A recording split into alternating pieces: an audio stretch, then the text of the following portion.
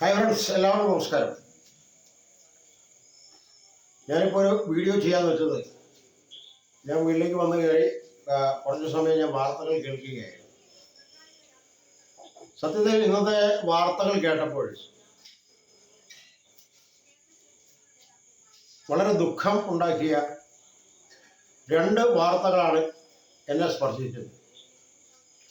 അതിലൊന്ന്, മലപ്പുറം ജില്ലയിൽ 4 കുട്ടികൾ ഇടിമിന്നലേറ്റ് മരണപ്പെട്ടിരിക്കുന്നു. അവരുടെ ആത്മാവിന് നിത്യശാന്തി നേരുക എന്നുള്ളതല്ലാതെ നമ്മളെ സംബന്ധിച്ച് ഒന്നും ചെയ്യാൻ കഴിയില്ല എന്നുള്ളത് യാഥാർത്ഥ്യമാണ്. പക്ഷേ ഇനിയുള്ള സമയം, അതായത് കാലവർഷം ആരംഭിക്കുന്നതിന് മുൻപുള്ള സമയങ്ങളിൽ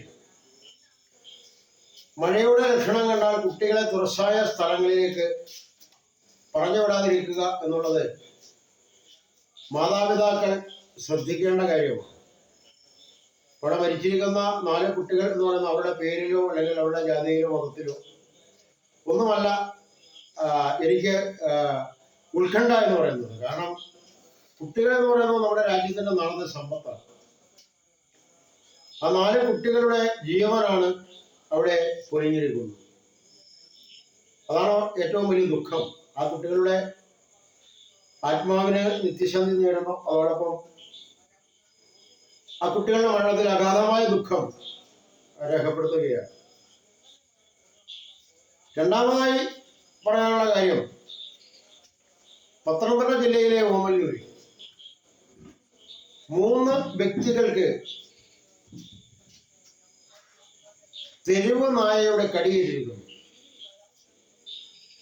അതിലും ഒരു കുരുന്ന് ജീവനുണ്ട്. ഒരു 3 വയസ്സുള്ള ഒരു പെൺകുട്ടി ഇപ്പോൾ നിലവിൽ കോട്ടയം മെഡിക്കൽ കോളേജിൽ അഡ്മിറ്റാണ്.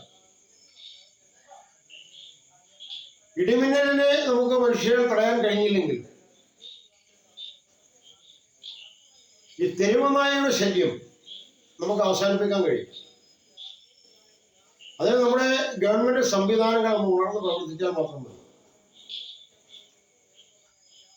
നായയെ വളർത്താത്ത കുടുംബങ്ങൾ അപൂർവമാണ്.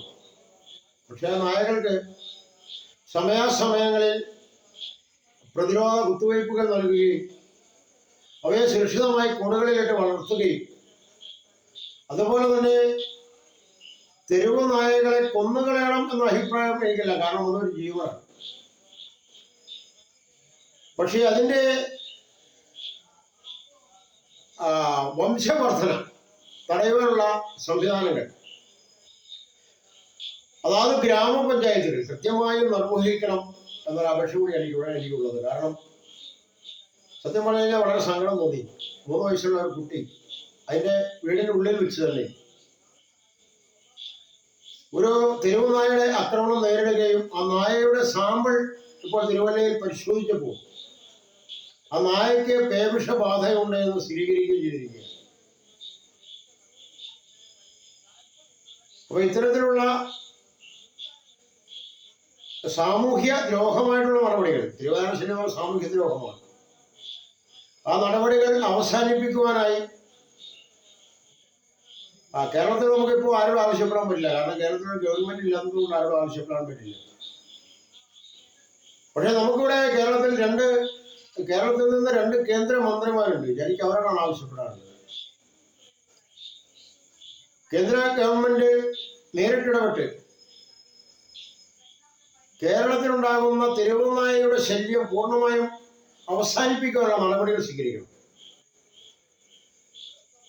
അത് നമ്മുടെ കേരളത്തിൽ നിന്നുള്ള 2 മന്ത്രിമാരുടെയും വകുപ്പല്ല എങ്കിലും വകുപ്പ് മന്ത്രിമാരെ ഇത് അറിയിക്കുകയും അതിന് വ്യക്തമായ നടപടി ഉണ്ടാകുകയും ചെയ്യണം. കാരണം നാളുകളിൽ സ്കൂളുകൾ തുറക്കാൻ പോവുകയാണ്.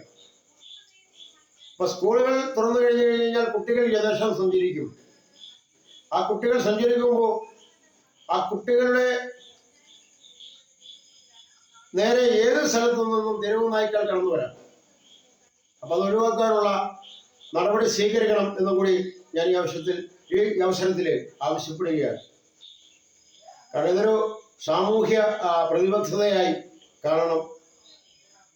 സാമൂഹ്യ സാംസ്കാരിക രംഗങ്ങളിൽ ഉണ്ടാകുന്ന ഇത്തരത്തിലുള്ള കാര്യങ്ങളുമായി പ്രതികരണവുമായി ഞാൻ വീണ്ടും വരും.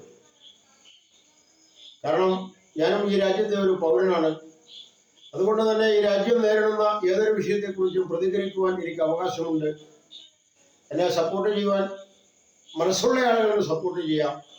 ഞാൻ പറയുന്ന വാക്കുകളിൽ എന്തെങ്കിലും തെറ്റുകളുണ്ടെങ്കിൽ ആ പറഞ്ഞിരിക്കുന്നത് ഷിജിമോൻ പറഞ്ഞിരിക്കുന്ന ഇന്ന കാര്യം തെറ്റാണ് എന്ന് ചൂണ്ടിക്കാണിക്കുവാനുള്ള മനസ്സുണ്ടാവണം.